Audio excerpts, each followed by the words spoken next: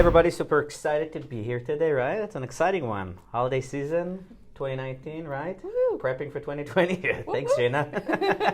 You want to have one too? Yeah. Woo-hoo. Thanks. Thanks, Emily. Our staff spent some time putting together some questions that we've gathered from, our clients, colleagues, partners, internal questions. And really the questions revolve around three categories, kind of like the business during the holidays, the what, how, why kind of thing. Questions around really realtor's business, right? Mm-hmm. I mean, how to plan for 2020. And then questions around home buying or home shopping or home investing, renting, selling. Right, so let's dive into it. Let's start with the first question I see here, and question was from Joe Schmo. No, I'm kidding. I don't have names here, but anyways, the question was about holiday business. Holiday season can be hectic. How do we keep your business or personal life organized during the holiday season? So, I guess the primary question would be, how do you prioritize business, personal life, and the hectic schedule during the holidays? Shanna, what do you think? Create a list. Create a list, and that way you can see all that needs to be done to ensure that you have the time to do what you need to do when it's all written out and you can see it in plain writing, or on a computer if you're not archaic like I am. You could do it that way as well, but I think that the more you plan and the more that you organize your time, the better results that you'll get. I think that's true with anything, and then I think it's true during the holidays more than ever. I've heard something very interesting about, all these articles about billionaires and all I call it the propaganda, right? But in truth, it was interesting for management training and time management. I personally think that lists should be purged. It's bullshit and it's a thing of the past. I appreciate that, but I think that management of your hectic schedule should always be on your calendar. You calendar your priorities. You start with your time, the top most important priority for, let's say, this week or this month, mutually exclusive from whatever you have planned personally, and you put it on your calendar. If it's on your calendar, you give it a time and a date and execution plan, and that's where you move it out of your to-do list. If it's your most important task, your MIT, your most important task. Well, I mean, many people I'm sure see their calendar as a list, but in order to decide what to put on your calendar, don't you think you need a way to organize those thoughts sometimes, and putting them on paper helps you really not miss anything and to organize the way that you're going to process. I agree. You have to decide what's your MIT, what's your most important task, right? And that's kind of like my thought by process. Writing it down on a list. Yeah, fair enough. You know what? Fine, you win. Anyhow, question though, here, let's jump to the next one because we're limited in time, right? Do you encounter a holiday slowdown, and if so, what do you do to stay busy? I'll have Emily answer that. I don't encounter a holiday slowdown. I think the holidays are a great time to catch up on any tasks that you might have had a slowdown, like mid-year, but it's a time to wrap things up and then start 2020 fresh with all new projects, all new ideas. You're starting a brand new year, so you should definitely start with brand new ideas and concepts. Gotcha. And this is the time of year that you start the analysis, right? For the rest of the year to come, right? Yeah. What happened that year? It's a good chunk of time to see what you need to improve on, what you've done, what you could do moving forward to 2020. Right. So I think that people translate holiday slowdown based on what third parties are doing to us, or based on the perception of whether clients are buying, right? Sellers are selling. I mean, if business is good or not. I think that if you think you have a holiday slowdown, that, in my opinion, it's because you set your mindset to, okay, that's the time for me to kick back, take 2 steps backwards, lay back, and oops, it's a slowdown. We don't stop like grinding during the holidays. And I think that being a contrarian to what other people do during the holidays would probably will define your first quarter to 2020. That's my thought process about that. Make sense? Yeah. It lets you reevaluate what you're doing and make any changes necessary. How do you keep your team motivated during holiday season when you know that there's, if you're, let's say you have a small size business, and you have a team that kind of like took this 2 steps back of, well, everything we do now we can do in net times 1 week delay, sure. Right? How do you handle that in your holiday bonuses? Okay. Monetary motivation is always a great one, and the other one is just to stay communicative. Make sure that you're still having those meetings with them and setting those expectations. If you're very clear on what your expectations are, it's harder for them to just kind of lay back and ignore that. Mm-hmm. It's definitely a two-way street. If you let off the gas, other people will start to let off the gas as well. So you have to make sure that you are still pushing to finish the year off. Interesting question. Next one. Do you have any cost-saving tips for running your business during the holiday season? And I am going to preface it a little bit or ask it differently because I think, again, talk about contrarian during, certain times, right? I mean, a lot of people would say, well, it's the end of the year. Let me wait till next year because I've exhausted my budget. But on the flip side, did you really? Right? I mean, yes, there's the old pitch in the book. It's time to expense everything because before the close of the tax year. But I guess the question is, do you have any cost savings that you would recommend businesses to take before close of year? Anything at all?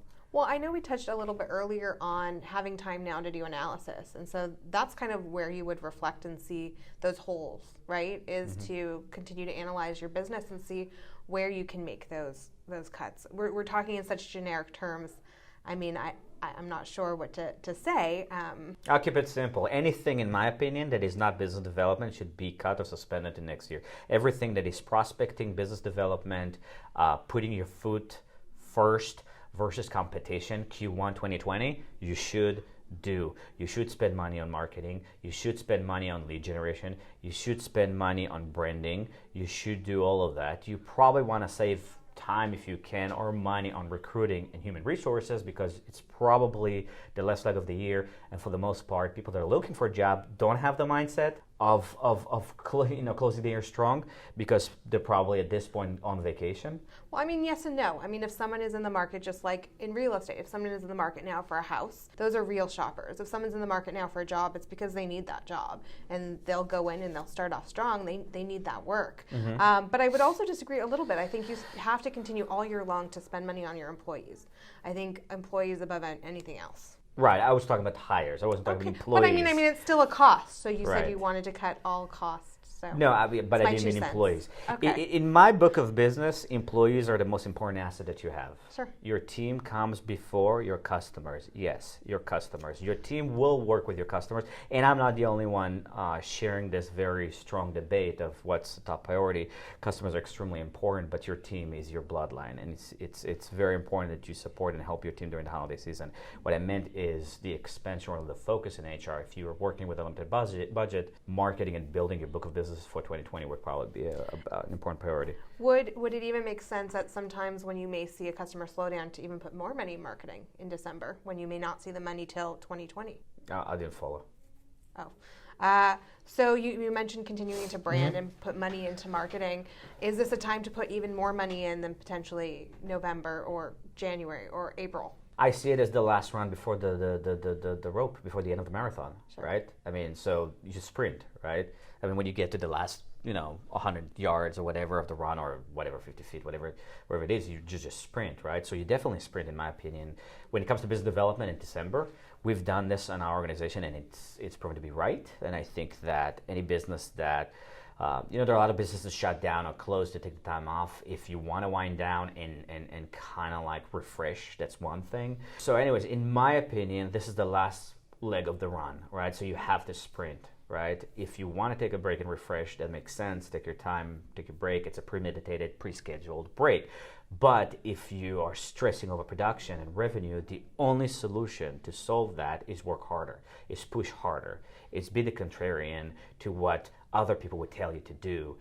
Probably people that don't stress over what's going to happen in the first quarter of 2020 as far as production goes, or don't run businesses, right? So you definitely need to sprint and prioritize the business development in the last Q of 2012, even if it's investing in the January production, the February production. I think that definitely finishing the marathon at the end of 2019, I want to say 2012 now too, is definitely key, especially if you want to hit the ground running beginning of 2020. Marketing or anything like that, you definitely want to keep pushing because you're trying to get those people who want to hit the ground running at the beginning of the year and don't want to just sit around for the first couple of weeks while they try and finish their analysis, what can I do better? They're already doing it and they're already making the changes necessary to better their business. Do you think customers have an expectation in 2020 that there are changes to products or apps or business strategy in 2020? I think that there's always constant evolution in regards to products. So having a stagnant product is not viable in these days. So I think it's understood that products, apps, anything will just constantly be evolving to better the customer and the customer experience. So, fun question. Where do you think, or where do you see real estate trend for 2020? Do you think that we will see a recession? Now, I have a very strong opinion about that, but what do you think, Emily? I do think that we will see a recession in the coming future. It's just a matter of when. If you look at all the trends with housing, with interest rates, with everything, it does point towards a recession. As I said, just when it happens is still up in the air. Right. Well, we've seen homes stay on, the market longer. We've seen luxury and high-end real estate prices soften, which is usually one of the highest indicators. And then what happens in the East generally eventually comes down to the West, and we're seeing those prices drop. So I do have to say that right now we're looking at also a buyer's market in many of the markets, and I agree with you 100% that I think that at the very least we will start to see some prices continue to drop, but I think we may be even in for some sort of a drastic drop. Right, I agree. I think that there are a lot of key indicators that show that the market is going to implode. I don't think it's going to happen in 2020. I mean, the Federal Reserve just announced they're going to maintain the same level of interest for 2020. So basically, we're going to keep leveraging to the hilt, federally speaking, and find ways to produce and print money, which inevitably is going to lend itself into an inflation. I don't think it's going to happen in 2020. You can see, obviously, the amount of time properties sit on the market in Manhattan, which absolutely indicate what's going to happen in LA. It's been proven years and years ago, and it's the same trend today. I think obviously there are properties that drop at 10, 20%. I think there's still this superficial excitement over iBuy, internet buyers, meaning those big funds that gulp down or buy a tremendous amount of single family properties and flip them. And I think it's just an inflation or an inflated kind of like superficial presentation of good real estate, good economy. I think we're looking at 2 to 3 years and this thing is going to implode. And I think that to 2020, there's still carryover. We can do well. I mean, in real estate, prices will stay stable, but that's kind of like my thoughts as far as real estate. I don't know if I agree that it would continue to stay stable, just because with prices as they have been, we've seen decline. We've seen homes stay on the market longer. We've seen more negotiation with sellers. I don't know. I don't know that it'll be a drastic or something that we've seen kind of blow up in our face, but I definitely think that there will be a substantial decline. But well, you need to have some indicators and operate in certain indicators, right? I mean, if interest rate is going to stay the same, that means banks are going to lend mortgages on the same rate.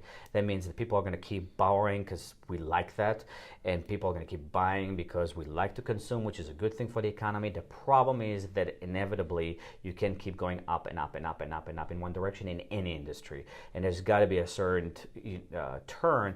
And I think that the turn would be either coming from the government in forms of interest rate, and obviously, or in the form of I think, obviously, like you said, the levelizing price point plus the interest rate, and I think obviously the landscape of the political, outcome can also affect it to a certain extent, which obviously we know with the and then the economy at a whole. I mean, even though the market has softened now, employment rates have been at an all-time high, right?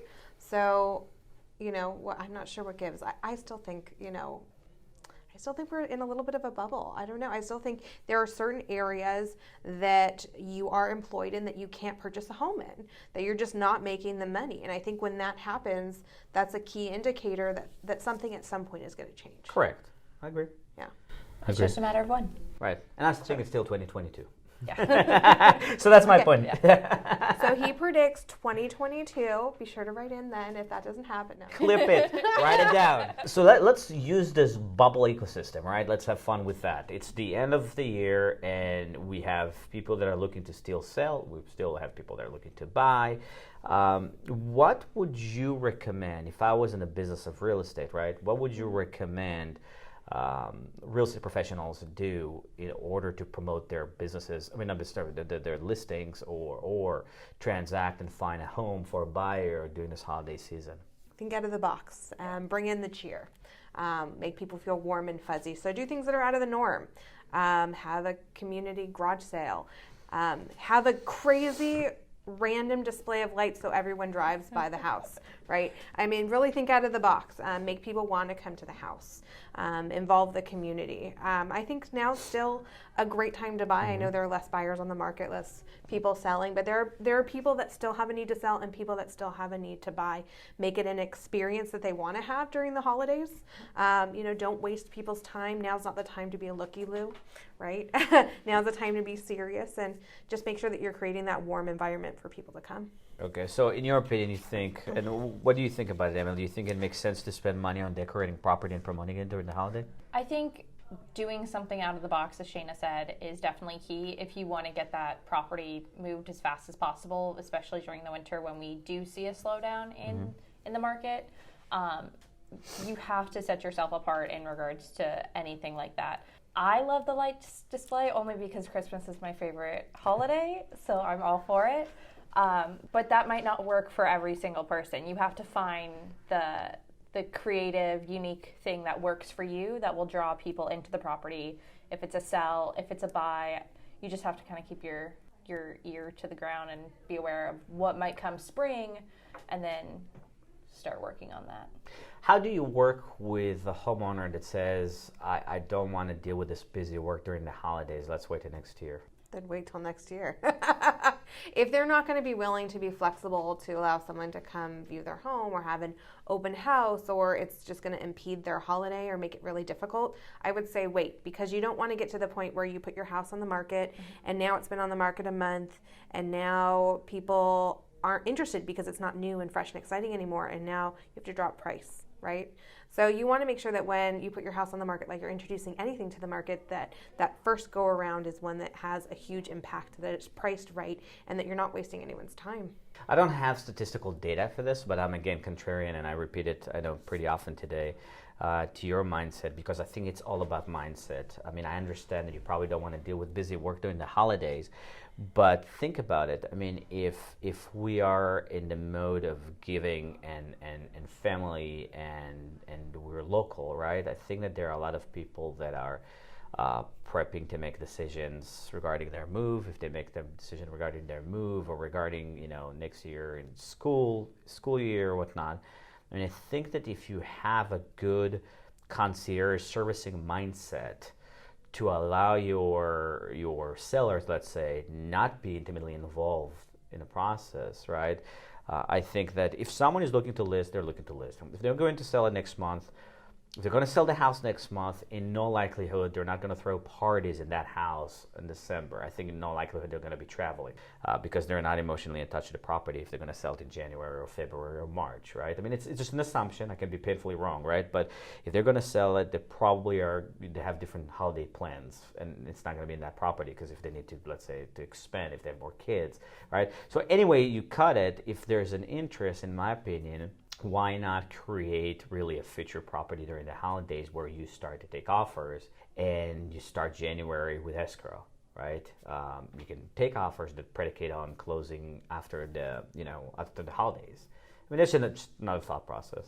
Obviously, I mean, they don't have to have big parties. It could just be a quiet breakfast or a morning to open presents or whatever it is. It's impeding on their time. So if they decide that this isn't something that they want to happen, you have to be respectful of it. I mean, obviously, of course, that's crazy, right?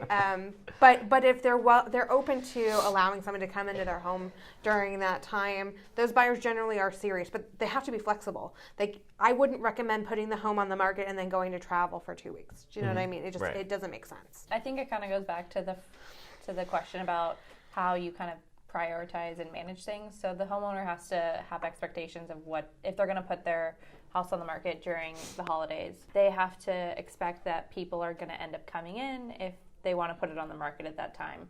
I mean, you had a good point of getting that escrow first thing beginning of the year. That's always great that you close a transaction right off the bat, beginning of the year. Exciting. Right. But it ultimately falls on the homeowner whether or not they're prepared to go through the process of everything. And then even once you have a buyer, it doesn't end there. I mean, you still have inspections, you still have potential repairs, whatever else needs to be done, going to the bank to sign paperwork. I mean, it's not over.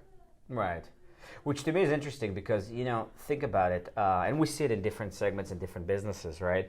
The bank closing on the loan. Usually there's one way, to look at it and say, well, the bankers are going to be out, they're going to take time off, the appraiser's going to be out, they're going to take time off. But on the flip side, I see a lot of people trying to sprint towards the close of their quota and their numbers. Like the bankers would probably want to make the loan and close the loan and get it funded before the close of the year. So yes, it may not be relevant to a listing you just got today, or in the second week of December, but it's definitely relevant for a listing you got last month, and you want to financial push on it now to be able to get into escrow, let's say, December 12th, December 14th, right? Because maybe 30 days is not realistic close to everybody, or 14 days is not realistic close for everybody, but a lot of people are really goal-oriented as far as closing, especially when it comes to loans and lending.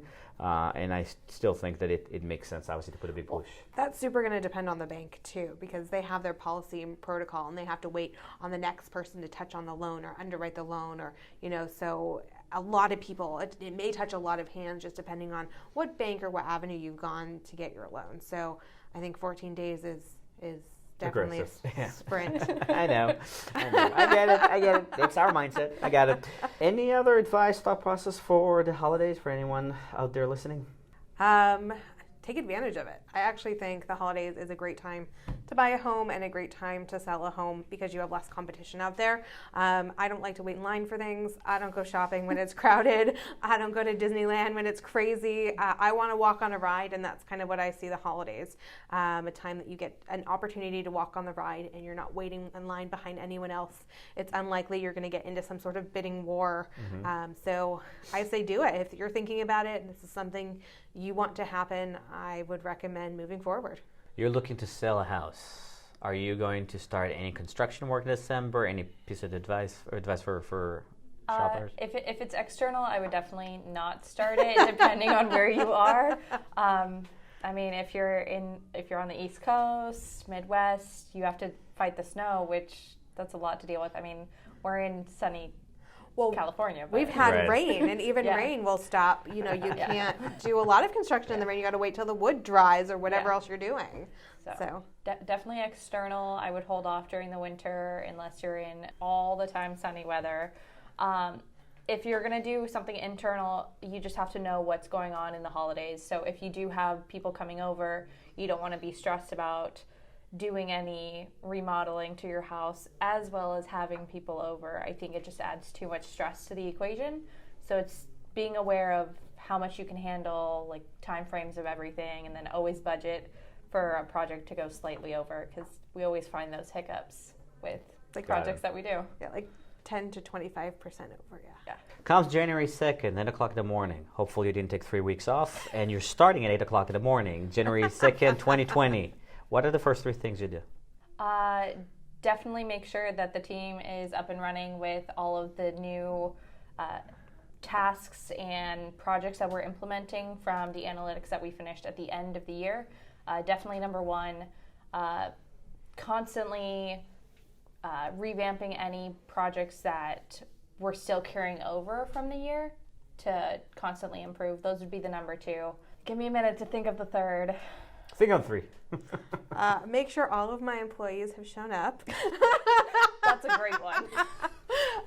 Go through my million emails, and then January I'm launching a ton of new projects, and so I would be diving into those first things. So I'll give you my 3. I'll keep it easy because I'll answer one question too, right? Great. Okay, first off, I walk in, and obviously I've prepped for it. The first thing is that's probably the only time in the year that I look back. I look back at my numbers for 2019, right? We look at what we've done in 2019, and then I'm saying look forward and never look back, what I want to have in 2020.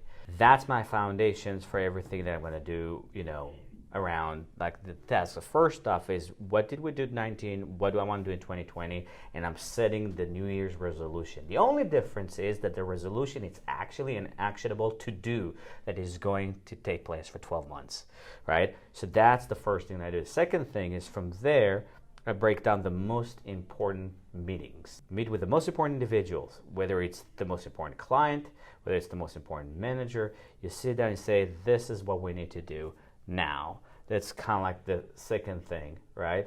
And then obviously the third thing, I'll go to all of the tier 2 plans or the tier 2 assignments, right? And I'll schedule them for the quarter, for the first quarter. So I know you just a little bit, and I have no doubt that you're not going to do that in January because you've already thought of all of that in December.